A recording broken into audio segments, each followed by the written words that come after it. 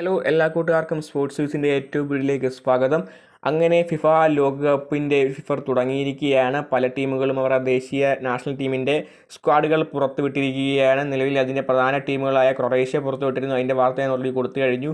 ഇപ്പോൾ പുറത്തു വന്നിരിക്കുന്നത് ബ്രസീലിയൻ നാഷണൽ ടീമിൻ്റെ ഒരു സ്ക്വാഡാണ്.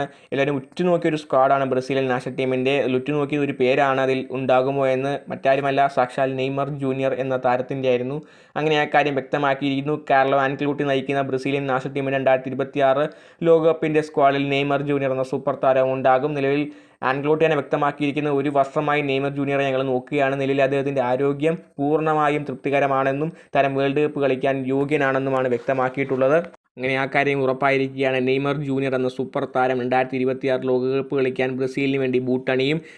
വലിയൊരു ആരാധകർ തന്നെയാണ് നെയ്മറിനുള്ളത്. നമുക്കറിയാം, ആരാധകരെല്ലാം വിശ്വസിച്ചിരുന്നത് നെയ്മറിന് കളിക്കാൻ സാധിച്ചില്ല എങ്കിൽ ഇപ്പോൾ ഒരു സ്ക്വാഡിലെങ്കിലും ഉണ്ടായി ആ കളിക്കളത്തിലൊന്നും ഇരുന്നാലെങ്കിലും മതിയെന്നാണ് ആരാധകരുടെ അഭിപ്രായം. അപ്പോൾ അതിനെയൊക്കെ മറികടന്നുകൊണ്ട് താരമിത ടീമിലെ അവിഭാജ്യ ഘടകമാണെന്നും ബ്രസീലിയൻ നാഷണൽ ടീമിൻ്റെ ഏറ്റവും മുന്നിലുള്ള പ്ലെയർ തന്നെയായിരിക്കും നെയ്മർ എന്ന കാര്യം ഇപ്പോൾ കാർലോ ആൻക്ലോട്ടി വ്യക്തമാക്കിയിരിക്കുകയാണ്. താരമാകട്ടെ വലിയ സന്തോഷത്തിലാണ്. സോഷ്യൽ മീഡിയയിൽ അടക്കം ഇത് സന്തോഷം താരം പങ്കുവെച്ച് കഴിഞ്ഞു. വലിയൊരു ആഹ്ലാദ പ്രകടനങ്ങളാണ് സോഷ്യൽ മീഡിയ ഉടനീളം നെയ്മർ ജൂനിയറിന് വേണ്ടി ആരാധകർ നടത്തിക്കൊണ്ടിരിക്കുന്നത്.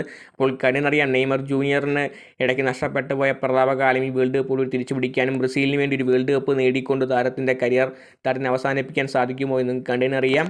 വണ്ടർ കിഡായി ബ്രസീലിൽ ജനിച്ചു. ശേഷം പരിക്കിൻ്റെ പിടിയിലായി പോയി. വലിയ രീതിയിലുള്ള പരിക്കിൻ്റെ പിടിയിലായി തൻ്റെ ഫുട്ബോൾ കരിയർ തന്നെ അവസാനിക്കും എന്നുള്ള രീതിയിലാണ് നെയ്മർ നിൽക്കുന്നത്. എന്നാൽ അതിനൊക്കെ ഒരു അന്ത്യം കുറിച്ചുകൊണ്ടാണ് താരത്തിനെ ഇപ്പോൾ ബ്രസീലിയൻ നാഷണൽ ടീമിലേക്ക് സെലക്ട് ചെയ്തിട്ടുള്ളത്. അപ്പോൾ വലിയ ഗ്യാപ്പിന് ശേഷമാണ് ബ്രസീലിയൻ നാഷണൽ ടീമിലേക്ക് നെയ്മർ ജൂനിയർ എത്തുന്നത്. അപ്പോൾ കണ്ണിനറിയണം, താരം വേൾഡ് കപ്പിൽ മികച്ച പെർഫോമൻസ് കാഴ്ചവെച്ച് ലോകകപ്പിൽ മുത്തമിടാൻ സാധിക്കുമോ എന്ന്. അപ്പോൾ ഇതിനെപ്പറ്റിയുള്ള നിങ്ങളുടെ അഭിപ്രായം കമൻറ്റ് ചെയ്യുക. വീഡിയോ ലൈക്ക് ചെയ്യൂ. ചാനൽ സബ്സ്ക്രൈബ് ചെയ്തിട്ട് മാത്രം പോവുക. ഇതുപോലുള്ള കൂടുതൽ വീഡിയോസിനായി സബ്സ്ക്രൈബ്.